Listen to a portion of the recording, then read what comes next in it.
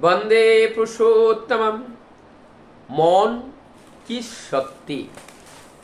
सबसे पहले मौन का जो उल्टा है वाणी है। हमारी इस वाणी की उत्पत्ति कैसे होती है? हमारा जो इंद्रिय है और इंद्रिय प्रकृति के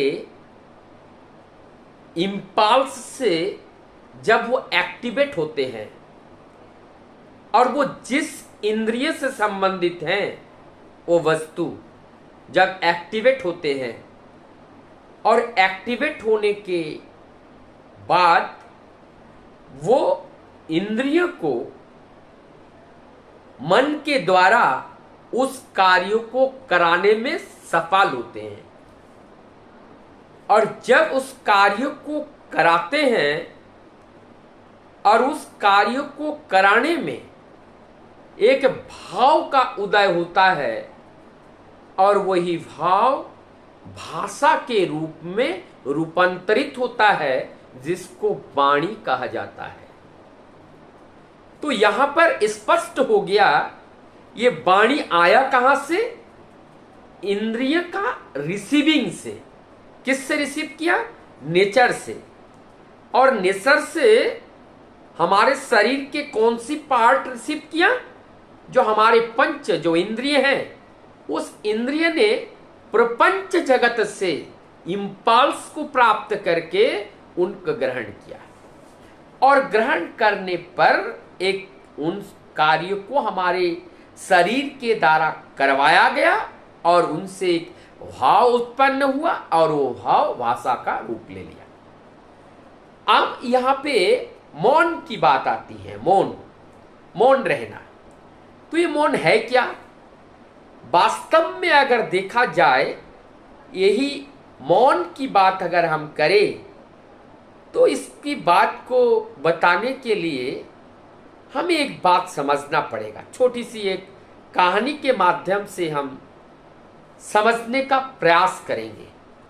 और वो समझने का प्रयास ये है कि हमने एक हंडी ले लिया और हंडी में हम कांच के गोली ले ली, कई सारे कांच के गोली। एक एक करके हमने कांच के गोली को निकाल दिया और उसके अंदर क्या बचा?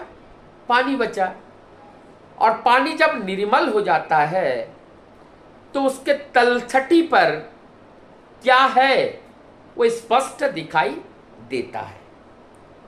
तो शांत होने पर, तो इसका मतलब यहां पर हमारा मन अशांत रहता है, इसीलिए हमें स्पष्ट दिखाई नहीं देता है।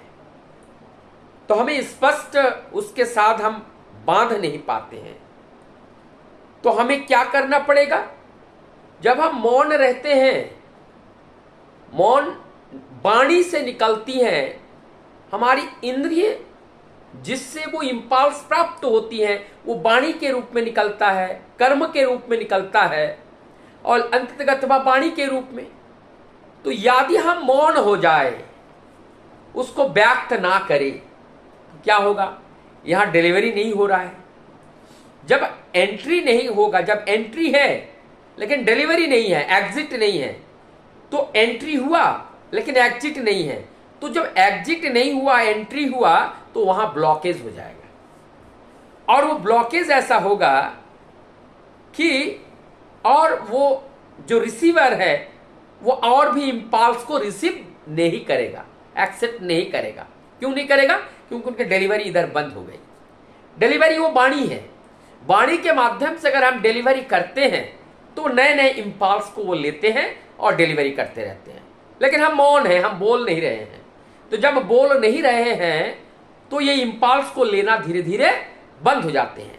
और जब इंपल्स को लेना बंद हो जाते हैं इंद्रिय के द्वारा, तो हमारी मन की चंचलता भी रुक जाती है, चंचलता कम हो जाती है।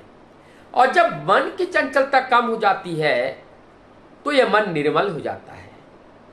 और जब निर्मल हो जाता है तो धीरे धीरे हम अंतर जगत की ओर देख पाते हैं, जान पाते हैं और हम बहिर्जगत से मुक्त होकर हम अंतर जगत में आते हैं। तो यहां पर एक बात है, मौन रहने से क्या क्या फायदा होता है। मौन रहने से जो शब्द के द्वारा ऊर्जा का नष्ट हो रहा था, ऊर्जा ह्रास हो रहा था, वो हमारी वाणी का अवरुद्ध होने से, रुकने से, ना बोलने से वो एनर्जी हमारे अंदर वो स्टोर हो रहा है, कंज्यूम हो रहा है। तो ये वाणी का ना बोलने से हमारी क्या वो कंज्यूम हो गया। दूसरी बात, ये वाणी के माध्यम से क्या होता है, कभी कभी कोई शब्द ऐसा निकल जाए जो नफी तुली ना हो और कोई उस वाणी से आहत हुआ हो और उसकी जो प्रतिक्रिया आती है उससे हमारा मन और चंचल हो जाते हैं। तो जब वाणी यहाँ रुका है तो कोई प्रतिक्रिया उधर से आ नहीं सकती है। तो यहाँ पे भी मौन रहने से हमारा फायदा हो गया। एक तो जो है हमारी इंद्रिय की चंचलता रुक गई, हमारी एनर्जी का लॉस कम हो गया और हम धीरे धीरे बहिर्जगत से हम अंतर्मुखी होने लगे। और ये जो मौन है तो कहाँ हमें सहयोग कर रही है, हमारी मेमोरी को बढ़ा रहा है। मौन हमारी मेमोरी को बढ़ाता है क्योंकि यहाँ कॉन्सेंट्रेट हो जाते हैं। और ये मौन क्या करते हैं, हमारी आध्यात्मिक जगत की चेतना को बढ़ाता है। हम बहिर्जगत की एक्टिविटी कम हो गए लेकिन अंतर जगत की वो चेतना को बढ़ा देते हैं। तो जो आध्यात्मिक हमारा जीवन है, आध्यात्मिक जीवन में अर्थात सत्य जीवन, वास्तव जीवन, रियल लाइफ, जो वास्तव जीवन होता है, जो नेचुरल लाइफ होते हैं, वो सत्य जीवन होता है। और उस हम सत्य जीवन में प्रवेश कर पाते हैं, वास्तविक जीवन में प्रवेश कर पाते हैं। हम उस सत्य के स्वरूप को जान पाते हैं।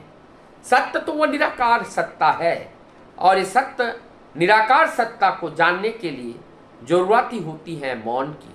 और जब हम मौन हो जाते हैं तो धीरे धीरे हम अंतर्ध्यान हो जाते हैं और हम समाधि पे चले जाते हैं और हम सबकॉन्शियस पे चले जाते हैं, अवचेतन में चले जाते हैं और अवचेतन में जाते जाते हम समाधिस्थ हो जाते हैं। तो ये मौन हमें समाधि की ओर ले जाती है।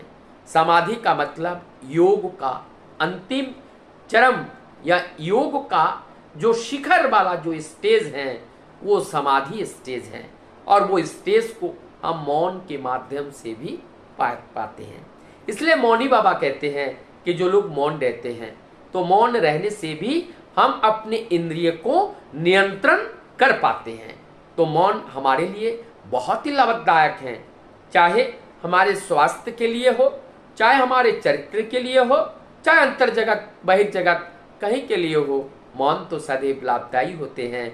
मौनी बनना और मन का ये जो मन के साथ मन जब एकाग्र हो जाता है और उस एकम चित्तम, वो जो चैतन्य है, वो जो सत्य है, उस आनंद है, आनंद स्वरूप है, उस आनंद स्वरूप उस परम सत्य को जब वो मन जब पकड़ लेता है तो एकदम ऐसा समझिए कि वो परमानंद की अनुभूति होती है और वो अमरत्व को लाभ करते हैं।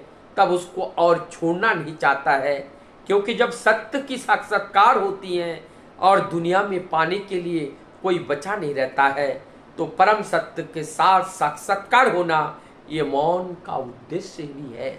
ये मौन का उद्देश्य भी है। तो मौन रहने से हम अनेकों तरह से लाभान्वित होते हैं, निरोग रहते हैं, स्वावलंबी हो उठते हैं और हमारी मन की चंचलता दूर होती है, कंसंट्रेट होते हैं, चेतन क्षमता बढ़ती है, रिटेनिंग कैपेसिटी बढ़ती है, मेमोरी अच्छा होता है। इसका मतलब सर्वांगीण विकास होते हैं। वंदे प्रशो।